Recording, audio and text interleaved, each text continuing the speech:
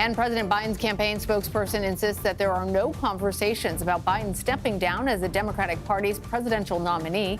Biden's debate performance sparked concerns among Democrats, and Donald Trump even took a shot at one of the president's stumbles.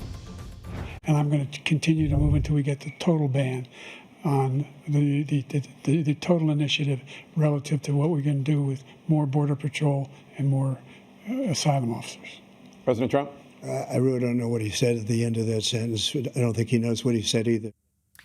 Well, South Carolina Democratic Congressman Jim Clyburn is defending the president after Thursday's debate. He says one poor debate does not erase the administration's record over the past 3.5 years. How do you want to make your judgments? What are the I make my judgments on the substance of this administration. Well, CBS News Chief Washington correspondent Major Garrett joins us now. So Clyburn, publicly facing, says that he is making his judgment based off of the president's record. But all of this talk about replacing President Biden at the top of the ticket seems to be gaining a lot of traction. I'm wondering if members of the party actually wanted to do it. How would that work and how quickly would it have to happen, Major? So traction is an interesting word. Yes, there are conversations on the outer perimeter of the White House and the Biden campaign, but not within it. And significantly today, not only did Jim Clyburn say this shouldn't be a topic of conversation, also former President Obama did as well. And the Biden re-election campaign in the White House made considerable efforts today behind the scenes to make sure both those statements happened and happened as rapidly as possible to sort of tell Democrats thinking along these lines, back off. The president is not stepping down. And if the president doesn't, this is a closed issue. Under Democratic National Committee rules, if you are the leader in delegates, and President Obama has 99% of the so far allocated delegates. President Biden. President Biden, sorry, Yes. has those delegates.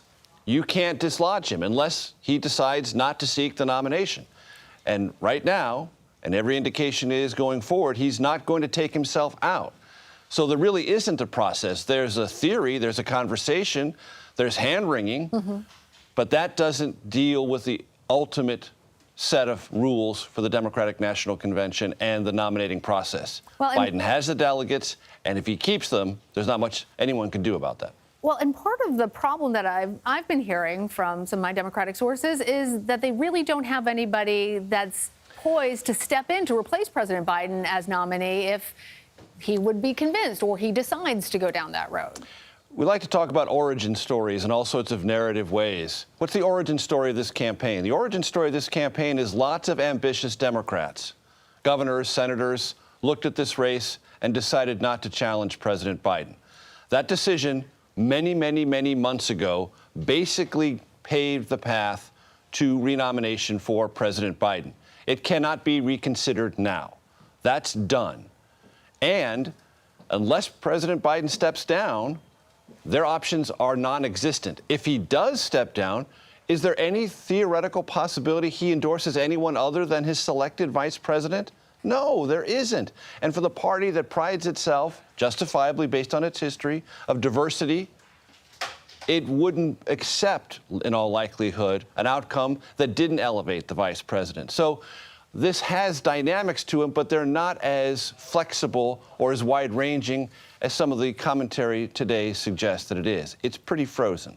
Well, as we're talking about some of the names that are being floated, governors and senators, and there was even a congressman who ran against the president in the primary.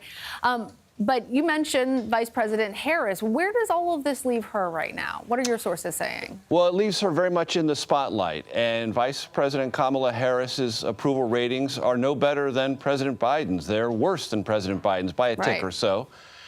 And she is going to be scrutinized even more because there is already this attack line from Republicans that Biden can't make it, or even if he does, he won't last a term. So it's going to be Vice President Kamala Harris who's going to be the president in the next Biden term. So she knows that's going to return. That harsh glare and spotlight is coming back to her. She better be ready for it. So that's two things the Biden and Harris campaign have to deal with that arise from this debate, things they would have rather not had to deal with. reassuring Democrats, re-energizing them after a poor debate performance. That's task one. Task two, building Kamala Harris up to be more formidable because of all this scrutiny because of the problem created by the poor debate performance. Two things that were not must-do tasks of the campaign that exist now that didn't exist 48 hours ago. All right, Major Garrett there in Washington for us. Thank you, Major.